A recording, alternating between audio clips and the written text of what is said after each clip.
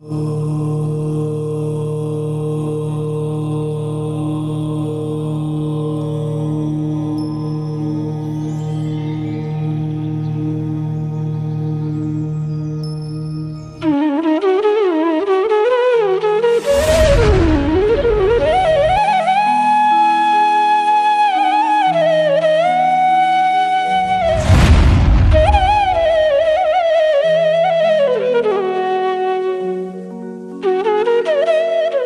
नमः सिद्धेभ्यः।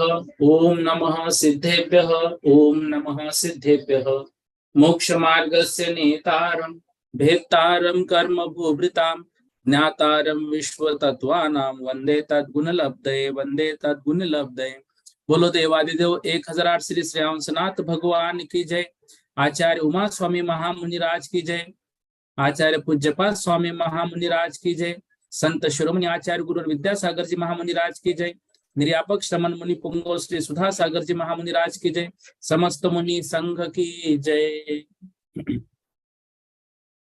काल के विषय में जो बातें थी उन बातों को कल हमने पढ़ा।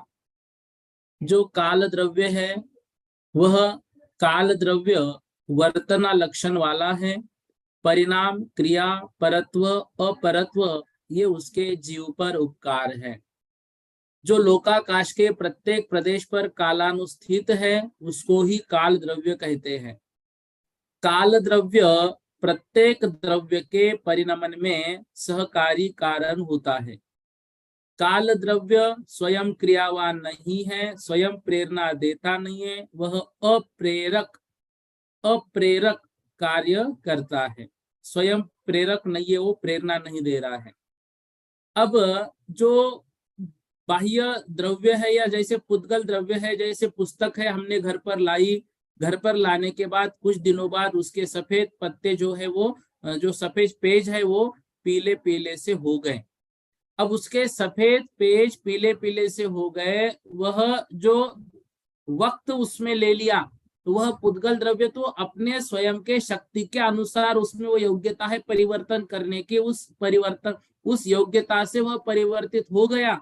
लेकिन उसमें जो वक्त लगा वह वक्त अचानक नहीं, उस वक्त में मतलब उस पुस्तक में प्रति समय परिणमन हो रहा था और 6 महीने बाद हमारे ध्यान में आ गया ये तो जो पेज है वो सफेद सफेद थे, ये पीले पीले से हो रहे हैं।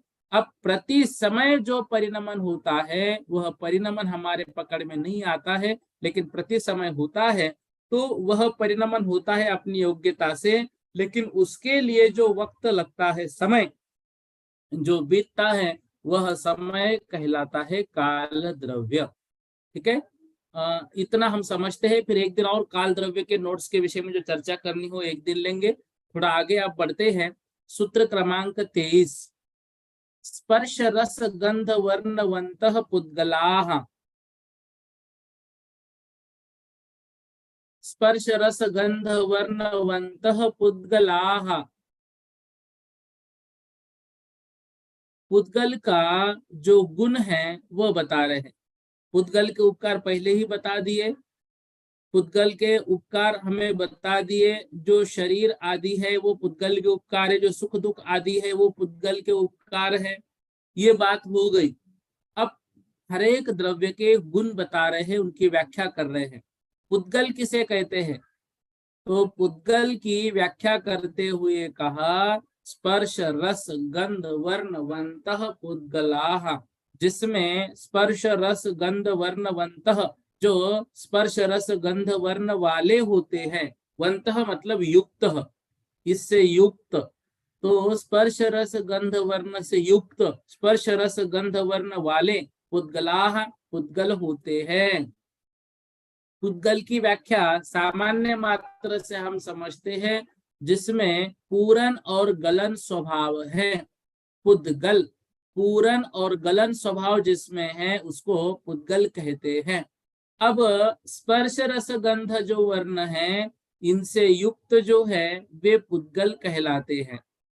जो स्पर्श किया जाता है वह स्पर्श है, जो स्वाद रूप होता है वह रस है, जो सूंघा जाता है वह गंध है, जिसका कोई वर्ण है उसे वर्ण कहते हैं। देखिए, स्पर्श किसे कहते हैं? जो स्पर्श किया जाता है। रस जो स्वाद रूप होता है। गंध जो सूंघा जाता है। वर्ण जिसका कोई वर्ण होता है। दूसरे अध्याय में इस विषय में हमने विस्तार से पढ़ा हुआ है। देखिए, आपके स्क्रीन पर जो सर्वार सिद्धि की व्याख्या है उस विषय में चर्चा करते हैं। सर्वार सिद्धि में क्या लिखा है? जो स्पर्श किया जाता है उसे या स्पर्शन मात्र को ही स्पर्श कहते हैं। जो स्पर्श किया जाता है, तो फिर वह कैसा होता है? वह 8 प्रकार का होता है। कोमल, कठोर, हल्का, भारी, ठंडा, गरम, स्निग्ध, रुक्ष। इस भेद से वह 8 प्रकार का होता है स्पर्श। कोमल, कठोर, हल्का, भारी, ठंडा, गरम, स्निग्ध और रुक्ष। जो स्वाद रूप होता है या स्वाद मात्र को रस कहते हैं। स्वाद मात्र को रस कहते हैं। वह तीखा, खट्टा, कड़वा, मीठा, कसैला के भेद से 5 प्रकार का है। जो सूंघा जाता है या सूंघने मात्र को गंध कहते हैं। सुगंध और दुर्गंध के भेद से वह 2 प्रकार का है। जिसका कोई वर्ण है या वर्ण मात्र को वर्ण कहते हैं। काला, नीला, पीला, सफेद और लाल के भेद से वह वर्ण 5 प्रकार का होता है। ये स्पर्श आदि के मूल भेद हैं। वैसे प्रत्येक के संख्यात, असंख्यात और अनंत भेद होते हैं। क्यों?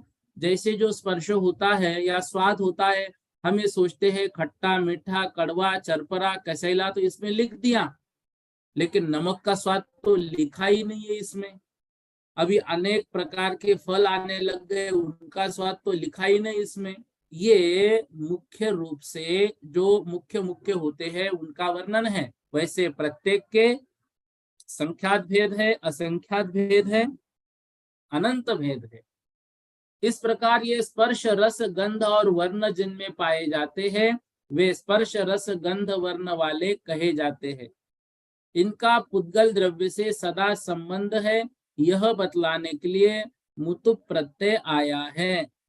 जैसे क्षीरिनो नग्रोदः, यहाँ नग्रोध वृक्ष में दूध का सदा संबंध बतलाने के लिए निनि प्रत्यय किया गया है। उसी प्रकार यहाँ पर भी प्रकृत में मतलब यहाँ पर भी या इस प्रसंग में जानना चाहिए। शंका, रूपिणः पुद्गलाः, इस सूत्र में पुद्गलों को रूप वाला बतलाए है और रसादिक वहीं रहते हैं जहां रूप पाया जाता है, क्योंकि इनका परस्पर में सहचर नाम का अविनाभाव संबंध है। इसलिए रूप के ग्रहण करने से रसादिक का ग्रहण हो ही जाता है, यह पहले बतलाए है। इसलिए उसी सूत्र के बल से पुद्गल रूपादि वाला सिद्ध हो जाता है, अतः यह सूत्र निष्फल है। कोई लिखने की आवश्यकता ही नहीं थी। यह सूत्र समाधान कर रहे हैं, यह कोई दोष नहीं है, क्योंकि नित्यावस्थितान्य रूपानी, इस सूत्र में धर्मादिक द्रव्यों को नित्य आदि रूप से निरूपण किया है। इससे पुद्गलों का अरूपित्व प्राप्त हुआ, अतः इस दोष को दूर करने के लिए रूपिणः पुद्गलः यह सूत्र कहा है। परंतु यह सूत्र पुद्गलों के स्वरूप विशेष का ज्ञान कराने के लिए कहा गया है। कौन सा? जो अभी स्पर्श, रस, गंध, वर्णवंतः पुद्गला कहा है यह। तो स्पर्श, रस, गंध, वर्णवंतः, वंतः मतलब युक्त, इनसे जो युक्त होता है वह पुद्गल कहलाता है। प्रश्न इसमें किया कि रूपिणः पुद्गलः जब कह दिया तो रूप में स्पर्श, रस तो होते ही है, अलग से सूत्र क्यों लिखा? तब आचार्य महाराज ने उत्तर बताया, रूपिणः पुद्गलः ये क्यों कहा? क्योंकि नित्यावस्थितान्य रूपानी, नित्य है, अवस्थित है और अरूपी है। ये बात ऊपर के सूत्रों में अन्य सभी द्रव्यों के विषय में कही थी, उसमें पुद्गल द्रव्य भी लिया। तो पुद्गल द्रव्य नित्य है, अवस्थित है, लेकिन अरूपी नहीं है। वो रूपिणः पुद्गलः वह रूपी है। इस बात को बतलाने के लिए रूपिणः पुद्गलः यह सूत्र कहा था। तो फिर उस पुद्गल की व्याख्या क्या है? वह पुद्गल की व्याख्या इस सूत्र के माध्यम से बताई है। तो जो स्पर्श रस गंध वर्णवंतः, स्पर्श मतलब जो 8 प्रकार का स्पर्श बताया है, 5 प्रकार का रस बताया है, 2 प्रकार के गंध और 5 प्रकार के वर्ण इनसे युक्त है, वह क्या है, पुद्गल कहलाता है। इसमें एक बात विशेष ये पढ़ने को मिली कि स्पर्शादि की जो बात है वो संख्यात असंख्यात अनंत गुण वाले और भी होते हैं, ठीक है ना। और भी ये सारी बातें हमको पढ़ने को मिलती हैं।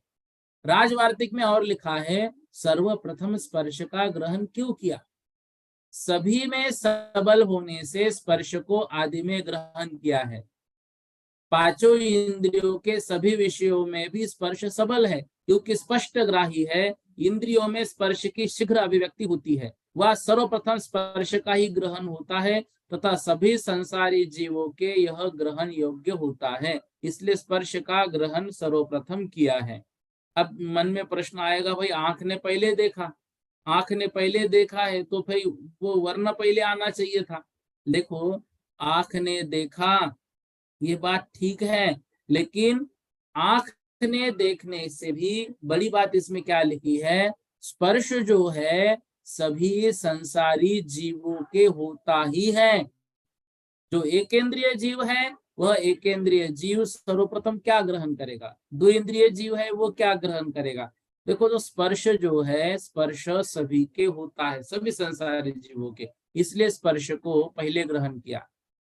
स्पर्श के सुख से निरुत्सुक जीवों में कहीं कहीं पर रस व्यापार की प्रचुरता देखी जाती है, फिर भी स्पर्श के होने पर ही उनके रस का व्यापार होता है। अतः स्पर्श का प्रथम ग्रहण करने के बाद उसके बाद रस का ग्रहण किया है। फिर स्पर्श रस गंध वर्ण वंतः पुद्गलाः। फिर चक्षु इंद्रिय जो है, चक्षु का विषय न होने से रूप के पूर्व गंध का ग्रहण किया है। वर्ण का अंत में ग्रहण किया, क्योंकि स्थूल होने पर ही उसकी उपलब्धि होती है, अतः वर्ण का ग्रहण अंत में किया है। पुद्गल के सर्व गुणों के अंत में वर्ण को ग्रहण किया, क्योंकि स्थूल पुद्गलों में ही वर्ण का ग्रहण होता है, सूक्ष्म में वह होता नहीं है, जो सूक्ष्म पुद्गल होते हैं। फिर जो रूपिना पुद्गला है, इस बात को भी हमें याद रखना है, पुद्गल रूपवान होते हैं, लेकिन व्याख्या यदि पुद्गलों की आती है तो हमें यही लिखना है, स्पर्श रस गंध वर्ण से युक्त जो है वे ही पुद्गल कहलाते हैं। जो रूप रस गंध और स्पर्श परिणाम वाला होने के कारण इंद्रियों के द्वारा ग्रहण करने योग्य होता है, वह सब पुद्गल द्रव्य हैं। सूक्ष्म परमाणु से लेकर महास्कंद पृथ्वी पर्यंत पुद्गल के रूप रस गंध और स्पर्श ये 4 प्रकार के गुण विद्यमान होते हैं। इनके सिवाय अक्षर अनक्षर आदि के भेद से विविध प्रकार का जो शब्द है वह भी पुद्गल है, अर्थात पुद्गल की पर्याय है। क्या हमने समझा? देखो, सबसे छोटा पुद्गल क्या है? सूक्ष्म परमाणु, जो एक प्रदेश को घेरता है। सबसे बड़ा पुद्गल कौन सा है? तो इस विषय में लिखा है आगम में, महास्कंद। महास्कंद कितना बड़ा है? वो महास्कंद लोकाकाश के बराबर है, मात्र लोकाकाश का वैसा भाग नहीं, पूर्ण 3D रूप, ठीक है ना। तो जो घनफल है उस घनफल के बराबर, मतलब जितना लोकाकाश का घनफल है उतना बड़ा एक महास्कंद होता है। ये बड़ा है लेकिन सूक्ष्म है, इस कारण से दिखने में नहीं आता है। तो महास्कंद के विषय में बस इतनी सी बात याद रखिएगा कि संपूर्ण 343 जो लोकाकाश घन राजु है, उस घन राजु के बराबर वह महास्कंद होता है, लेकिन इतना बड़ा पुद्गल होने के बाद भी वह हमें दिखता नहीं है। इसलिए नहीं दिखता है कि वह सूक्ष्म है, ठीक है। हालांकि उसमें रूप रस गंध स्पर्श चारों गुण विद्यमान है, परंतु फिर भी वह जो है सूक्ष्म होने के कारण दिखाई नहीं देता है। सबसे छोटा मतलब पुद्गल है और सबसे बड़ा पुद्गल कोई है तो वह है महास्कंद। ये महास्कंद के विषय में इतना सा ही विषय हमको याद रखना है। अब देखो, इसके अंत में ये कह रहे हैं, अब पुद्गलों की शेष रही पर्यायों का ज्ञान कराने के लिए आगे का सूत्र कहते हैं। पुद्गलों की शेष पर्याय और कौन कौन सी है? तो सूत्र में दे रहे हैं, शब्द बंध सूक्ष्म स्थौल्य संस्थान भेद तमश्छाया तपोद्योतवन्तश्च।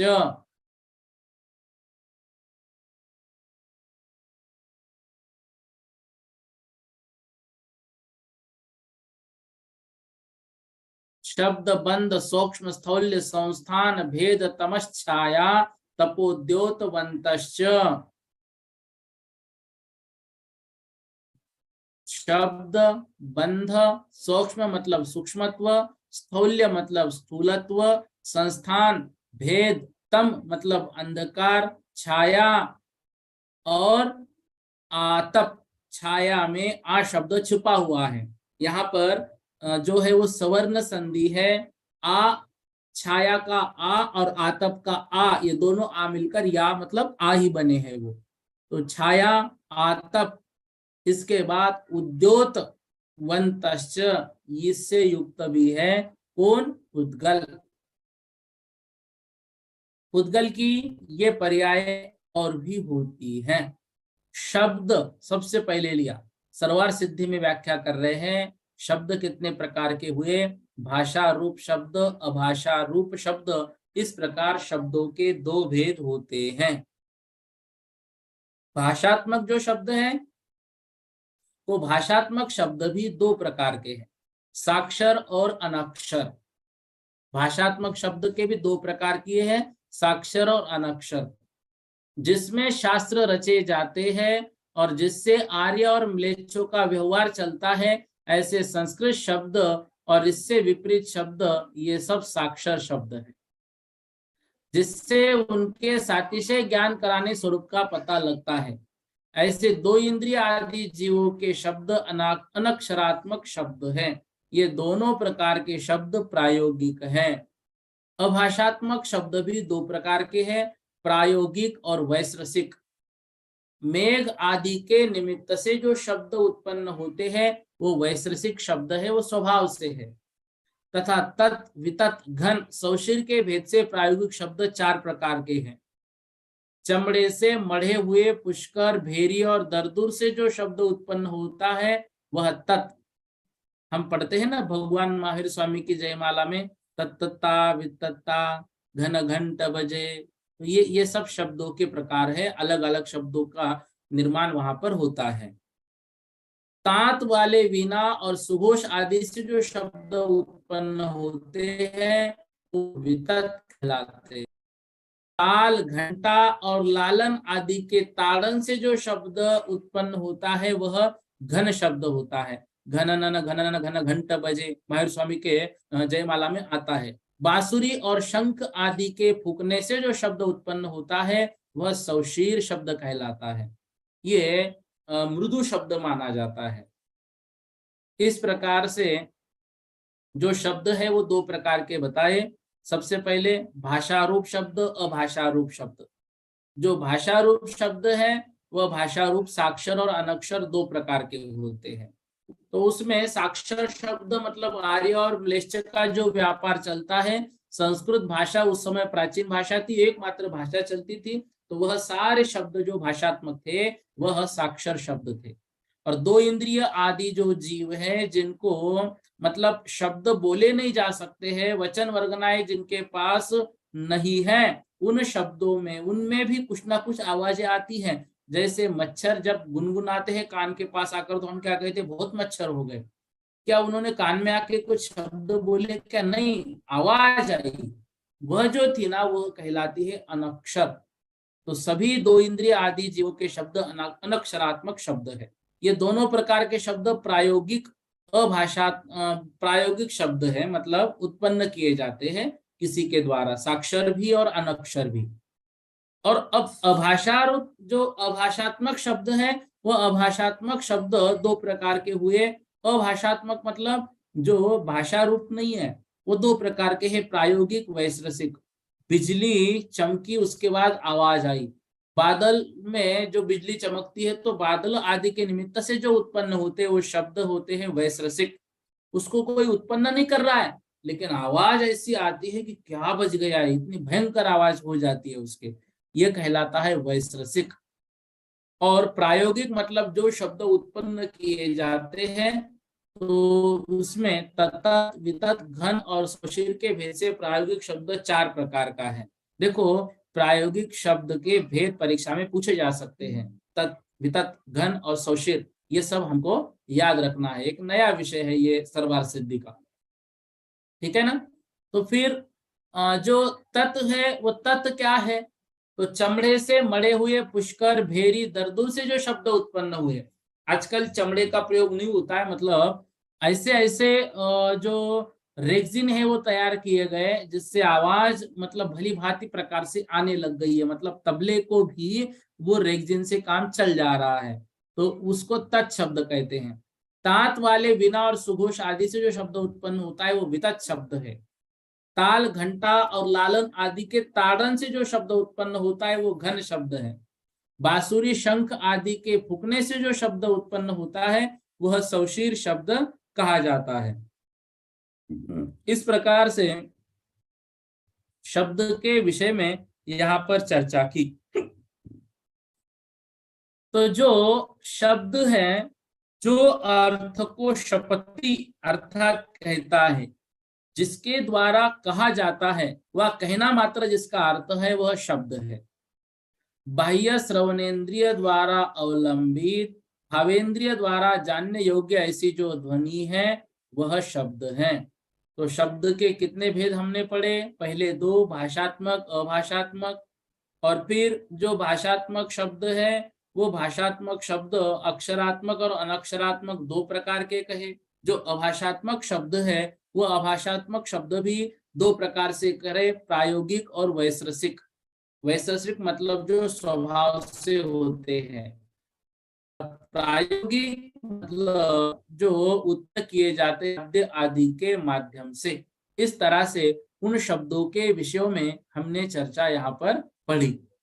अब जो अक्षरात्मक भाषा है, अनक्षरात्मक भाषा है, इनको सामान्य से यदि याद रखना है तो उपघात से रहित इंद्रियों वाले संगी पंचेंद्रिय पर्याप्त जीवों की जो भाषा अक्षरात्मक भाषा है, और द्विइंद्रिय से लेकर असंगी पंचेंद्रिय पर्याप्त जीवों के मुख से उत्पन्न हुई भाषा, बालक और मुख संगी पंचेंद्रिय जीवों की भाषा भी अनक्षरात्मक भाषा होती है। इस तरह से इस बात को हमें याद रखना है। अब जो अक्षरात्मक भाषा है तो संस्कृत भाषा, और जो असंस्कृत भाषा मतलब संस्कृत के अलावा जो भाषाएं है वह भी मतलब किस में आएगी, अक्षरात्मक भाषा में आएगी। और अनक्षरात्मक मतलब 2 इंद्रिय आदियों की जो आवाज वगैरह है वो अनक्षरात्मक भाषा होती है, ठीक है ना। अब तत्, वितत, घन और सुशीर को हमने समझा, तो इनकी व्याख्या भी थोड़ी सी हमको याद रखनी है। ये थोड़ा सा नया विषय हमको मिला, तो शब्द के विषय में ये बात हमने पढ़ी। अब देखिए, शब्द को पुद्गल में रखने का कारण क्या है। ये तो शब्द हो रहा है 2 इंद्रिय, 3 इंद्रिय, 4 इंद्रिय, पंचेंद्रिय जीवों के माध्यम से, मतलब आत्मा बोल रही है। हमने माना कि बोल आत्मा रही है, लेकिन शब्द पुद्गल है। क्यों पुद्गल है, क्योंकि शब्दों को पुद्गल अपने पास इकट्ठा करके रख सकता है। आत्मा को रख सकता है क्या पुद्गल, नहीं रख सकता। लेकिन मैं यहाँ से बोल रहा हूं, आपके पास मोबाइल से आवाज आ रही है, वो मोबाइल पुद्गल है, और पुद्गल में यह आवाज यहाँ से वहां आ रही है, तो यह कहलाता है शब्द जो है वो पुद्गल है। इस कारण से जैसे पेन ड्राइव में, सीडी आदि में वो आवाज रिकॉर्ड करके भी हम रख सकते हैं, तो ये क्या हो रहा है, यह पुद्गल में उसको सेव किया जा रहा है,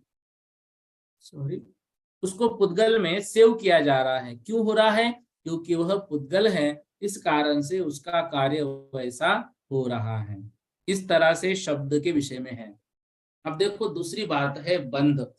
शब्द के बाद बंध, तो बंध के 2 भेद आचार्यों ने किए हैं। तो बंध के 2 भेद कौन से हैं, वैश्रसिक और प्रायोगिक। वैश्रसिक शब्द याद रखना जो स्वभाव से होता है, वैश्रसिक प्रायोगिक जिसको किया जाता है। तो बिजली, उल्का जिसमें पुरुषों का प्रयोग अपेक्षित नहीं है, वैश्रसिक बंध है। जैसे स्निग्ध और रुक्ष गुण वाले निमित्त से होने वाला मेघ, अग्नि और इंद्रधनुष आदि का विषयभूत बंधन वैश्रसिक बंध है। जो बंध पुरुष के प्रयोग के निमित्त से होता है वो प्रायोगिक बंध है। इसके भी दो भेद हैं, अजीव संबंधी और जीवाजीव संबंधी। लाख और लकड़ी आदि का अजीव संबंधी प्रायोगिक बंध है। कर्म और नो कर्म का जो जीव से बंध होता है वह जीवाजीव संबंधी प्रायोगिक बंध है। विषय समझो, बंध के दो भेद, वैश्रसिक बंध, प्रायोगिक बंध। वैश्रसिक बंध मतलब जो बिजली आदि चमकी, उल्का आदि नीचे गिरी, इसमें पुरुष ने कुछ कार्य नहीं किया, ये तो क्रिया स्वभाव से हो गई, उनकी अपनी क्रिया, ये कहलाता है वैश्रसिक बंध। ये क्यों होता है? स्निग्ध रुक्ष गुण के निमित्त से होने वाला उनका अपना बंध है। जैसे अन्य मतावलंबी कहते हैं बारिश किसने की? तो देवों ने की। अग्नि किसने लगाई? देवों ने लगाई। इंद्रधनुष किसने आके बनाया? इंद्रों ने आके बनाया। हमारे पास ऐसी कोई व्यवस्था नहीं है, ना ही देवों के पास इतना वक्त है कि ये सब कार्य करें। ये सब वैश्रसिक बंध के निमित्त से होता है। भाई समंदर में धूप के माध्यम से जो वहां पर बाष्पीभवन होता है, उस बाष्प के माध्यम से वह पानी ऊपर चला जाता है, तो वहां मेघों का बंध हो रहा है, वह वैश्रसिक बंध है। वहां पर क्या हो गया? उन मेघों के बरसने से पानी की हल्की सी धारा बह रही है और उसमें सूर्य की किरणें आकर गिर गई, वैश्रसिक बंध हो गया, इंद्रधनुष का निर्माण हो गया। ठीक है। और जो बंध पुरुष के प्रयोग के निमित्त से होता है वह प्रायोगिक बंध है। इसके दो भेद किए, अजीव संबंधी और जीवाजीव संबंधी। अब लाख और लकड़ी के कंगन बनते हैं, तो लाख और लकड़ी का जो बंध हो गया यह अजीव संबंधी प्रायोगिक बंध हो गया। ठीक है। मिट्टी और लकड़ी का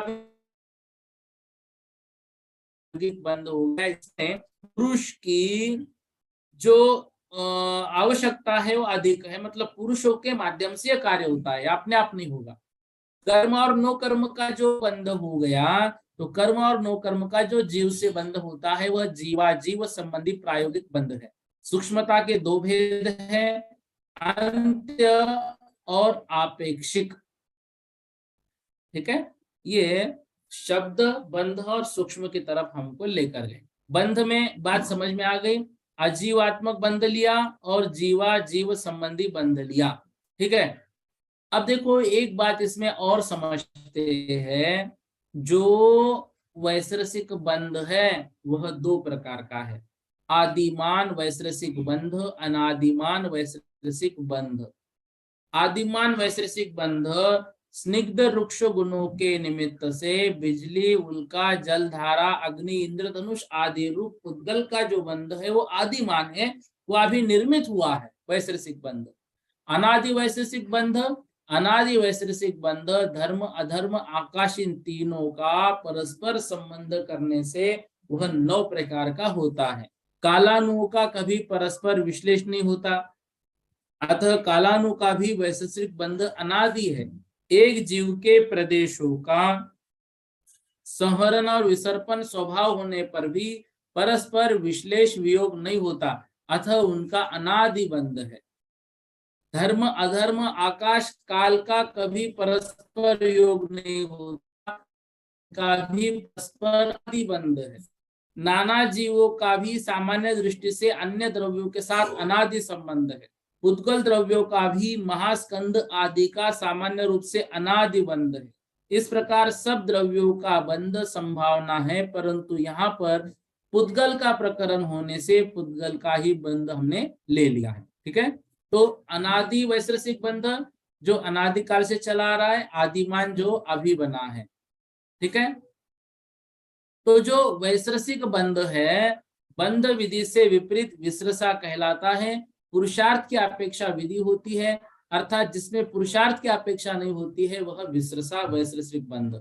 स्वभाव ही जिसका प्रयोजन है वो वैश्रसिक बंध कहलाता है। जैसे हमने देखा मेघ आदि में जो बिजली रूप अग्नि का बंध है वो वैश्रसिक बंध है, जिसमें पुरुष का प्रयोग अपेक्षित नहीं है, लेकिन ये बंध भी होगा स्निग्ध रुक्ष गुण के निमित्त से। ठीक है। तो यह आदि अनादि रूप हमने दो प्रकार का देखा। अब इसमें जो बात यहाँ पर आई थी कि वह 9 प्रकार का होता है, ठीक है ना। वह 9 प्रकार का होता है, तो 9 प्रकार का कौन सा है? 9 प्रकार का अनादिमान वैशेषिक बंध। अनादिमान बंध कितने प्रकार का? 9 प्रकार का। कौन सा है? देखिए, धर्मास्तिकाय बंध, धर्मास्तिकाय देश बंध, धर्मास्तिकाय प्रदेश बंध, अधर्मास्तिकाय बंध, अधर्मास्तिकाय देश बंध, अधर्मास्तिकाय प्रदेश बंध, आकाशास्तिकाय बंध, आकाशास्तिकाय देश बंध, आकाशास्तिकाय प्रदेश बंध। संपूर्ण धर्मास्तिकाय है, उसका आधा देश और आधे का आधा प्रदेश कहलाता है। संपूर्ण में, आधे में या आधे से आधे में। प्रायोगिक बंध हमने समझा, जिसमें पुरुष की आवश्यकता होती है, बिना प्रयोजन के या स्वभाव से उत्पन्न नहीं होता है, वह प्रायोगिक बंध है। लाख लकड़ी का उदाहरण हमने इसमें समझा। इसमें जीव अजीव का भेद भी हमने किया। कर्म बंध जो है, ज्ञानावरणादि 8 कर्मों का जो बंध है, वो कर्म बंध ही कहलाता है। और 9 कर्म जो औदारिक आदि शरीर विषयक जो है, वो 9 कर्म बंध ही कहलाता है। इस प्रकार से बंध के विषय में चर्चा है। राजवार्तिक में आलपन, आलेपन, संश्लेष, शरीर बंध, शरीरी बंध आदि भेद। आलपन बंध मतलब रथ, गाड़ी आदि का लोहे की साकल, रस्सी आदि से खींचकर बांधना, आलपन बंध। आलेपन दीवार, महल आदि का मिट्टी की गारा, ईट आदि के द्वारा परस्पर चिन्ह, लेपन करना, प्लास्टर करना, आलेपन बंध। संश्लेष बंध जो लाख और लकड़ी का संयोग है, वो संश्लेष बंध है। शरीर बंध औदारिक आदि शरीर 9 कर्म बंध से शरीर बंध है, वह 5 प्रकार का है। शरीर बंध प्रत्येक के संयोजक बंध की अपेक्षा 15 प्रकार का भी होता है, ठीक है ना। तो यह भी अनादिमान शरीर बंध, आदिमान शरीर बंध के भेद से अलग अलग इसके भेद किए जाते हैं। अनादिमान शरीर बंध क्या है? जीव के 8 मध्य के प्रदेशों का जो ऊपर नीचे 4 रूप स्थित है, वह सदा वैसे ही रहते हैं, रुचक के समान अवस्थित हैं, सर्वकाल में एक दूसरे को नहीं छोड़ते हैं, वह अनादिमान शरीरी बंध है। हमारे आत्मा में नाभि के पास जो है, वो 8 मध्य के प्रदेश होते हैं। वह बंध मतलब वह जो है जैसे है वैसे ही रहते हैं। मान लो हमारी आत्मा समस्त लोकाकाश में केवली समुद्घात के समय फैल भी गई, तो वह 8 प्रदेश जो है वो भी वहां पर मतलब उस बीच में लोकाकाश में उसके भी स्थिर होने की अपनी एक जगह है। यह हमने 4थे अध्याय में पढ़ा था। आदिमान शरीरी बंध अन्य प्रदेशों में कर्म निमित्तक संकोच विस्तार होता रहता है, अतः उनका बंध जो है वो आदिमान बंध है। क्रोध परिणत आत्मा को क्रोध आया, उसी प्रकार गर्म लोहे के पिंड के समान शरीर के साथ बंध के अपेक्षा एकत्व को प्राप्त हुआ। शरीर परिणत आत्मा ही शरीर है। शरीर बंध के पूर्वोक्त औदारिक आदि 15 भेद शरीर में लगाना चाहिए, जो हमने पढ़े थे। मतलब औदारिक, औदारिक मिश्र आदि जो है, ठीक है। इसमें जो कर्म और नो कर्म है वो क्या है? आत्मा के योग परिणामों के द्वारा जो किया जाता है उससे कर्म कहते हैं। ये कर्म ही आत्मा को परतंत्र बनाने का मूल कारण है।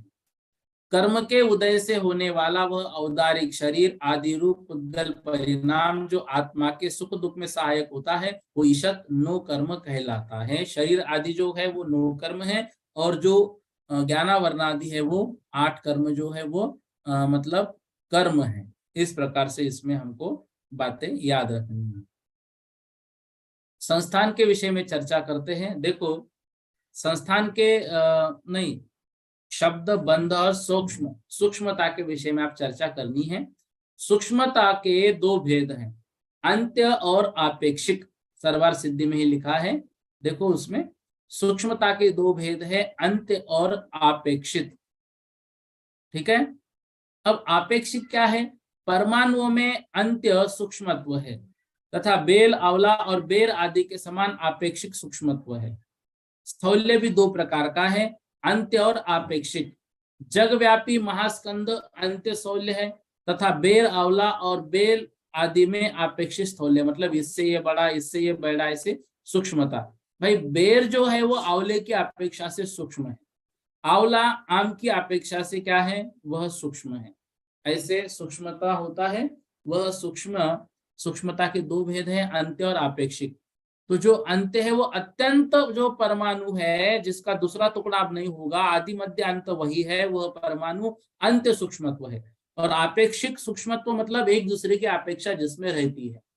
ऐसे स्थूल भी दो प्रकार का है, अंत्य और आपेक्षिक। तो जगव्यापी महास्कंद अंत्य स्थौल्य है, उससे बड़ा आप कोई नहीं। और बेर, आंवला, बेल, इनको उल्टे क्रम से लेंगे तो ये आपेक्षिक स्थौल्य होता है। कनक मलजी जैन बोलिए। भैया जी कल बताया था ना, वो सूर्य चंद्रमा स्वर्ग में नहीं होते हैं, तो वहां हाँ पे हाँ फिर हाँ। आयु का कैसे मालूम पड़ता है कि आयु इतनी हो गई, इतनी हो गई स्वर्गों के देवों की? देखो वहां का जो समय चलता है ना, वहां का हम्म। समय चलता है मध्य लोक की अपेक्षा से। तो यहाँ से वो अच्छा जान लेते हैं। अब देखो वो आयु का छोड़ो, उनको कैसे मालूम चला कि नंदीश्वर द्वीप पर अभी जाना है, अष्टानिक पर्व शुरू हो गए। आयु तो अच्छा चलो हम मान लेंगे कि वो माला से जानते हैं, लेकिन अष्टानिक पर्व शुरू हो गए वो कैसे जानेंगे? ये सब हाँ समय उनका चलता है मध्य लोक की अपेक्षा से। मतलब ठीक तीनों है। लोक में हाँ वो समय गिना जाएगा मध्य लोक से। ठीक है, जय जिनेन्द्र।